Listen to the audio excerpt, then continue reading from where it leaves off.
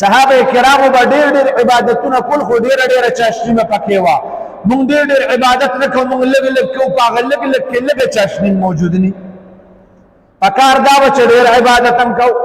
د صحابه کرامو په نقش قدم باندې د تلو سوال کوو، د خدای تعالی نه دعا غواړو.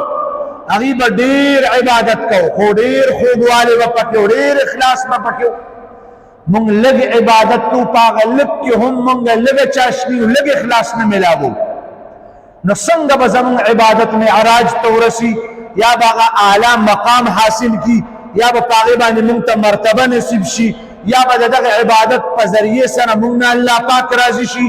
حال دا دی چې په دغه عبادت کې، په دغه مقدمه کې، په دغه نیکۍ کې مونږ د سر نه اخلاص نه شامل کړی، نو په اخلاص باندې الله پاک راضي کیږي. نو زمونږ هغه عبادت ته رضا نصیب نشوه، اخلاص نصیب نشو، خوږوالی نصیب نشو.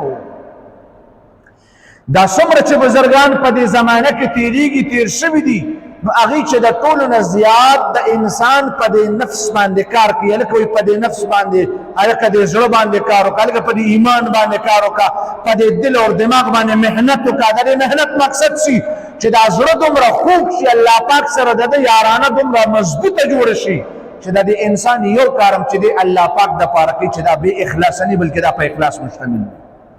او کله چې د انسان د دنیا کارونه په اخلاص باندې مشتمل شو، نو د آخرت کار بلا په اخلاص باندې مشتمل وي. زمونږ د آخرت کار په اخلاص باندې مشتمل نه دی، د دنیا کار بس په اخلاص باندې مشتمل وي.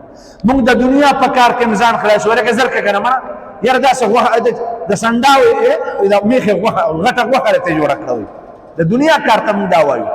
د دنیا یو لانجه مونږ را روانه کړه، لکه تا خو ته سمه قصه جوړه کړه، تا خو ته هلکه د کشمیر مسله جوړه کړه، مرز درکوو یار دا دې به مې دونه څه وغرناري یو. دکه مطلب دی چې مړه بس کار راغونکه کار ختم. نو اوس چې کار ختمې نو هغه خو په اخلاص نه دی، کار ختمول دي، سپاره ختمول دي، مونځ ختمول دي، قرآن ختمول دي، نه ختمول اصل مقصد نه دی.